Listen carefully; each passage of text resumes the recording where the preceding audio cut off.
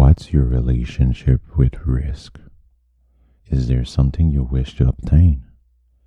Many questions and many answers, but only one matters.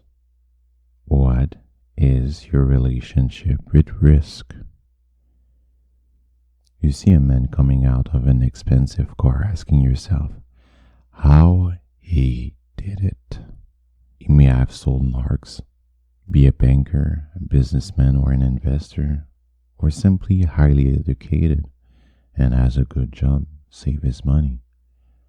All these choices require risk, either success or failure. In this video, you will learn the dreadfulness of risk and its beauty. First, let's take out our rulers and measure it. There's a graph to present risk. There's the risk and return axis. As the risk grows, so does the return. However, taking too much unnecessary risk will turn you into a greedy person, because the more you put on the line, the more you value your return. This is where knowledge is power. You don't have to take many risks to achieve what you wish to achieve, and I'm going to prove it to you. If the return you're trying to reach is here, you don't have to go that far to achieve it. The key to this enigma was a man named Howard Marks. He did so because there's something missing on that graph. Can you see it? The more you risk, the more you may gain or lose. He came up with a way to show a representation of our gut feeling, which is the dreadfulness and beauty of taking a risk, using a bell-shaped probability distribution. Turn them on their side, and this is what he came up with. That's when everything is unraveled. This is the proof. The line is the average or median of the results possible when taking a certain amount of risk.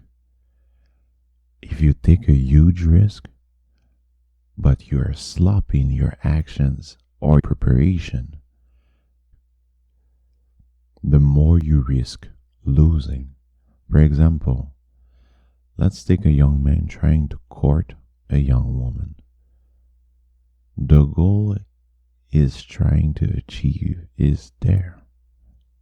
When he eventually does get with her, the return will not be worth the risk, and he will have buyer's remorse. If he had focused on himself and presented himself better, with a little risk, he would either have gotten with her or been declined with little loss. Better to be declined when you ask a woman to dinner than being married to a woman who settled for you. If you're starting a business, you don't have to take drastic measures to be profitable or take too much risk. You cannot spend all your capital to launch your business. You have to launch it with the least amount of money invested and to run it. That way, you can have a buffer for mistakes, a difficult period, or an economic downturn. Once you get the maximum return with what you invested, reinvest back into the business. The only variable is your decision, actions, and preparation.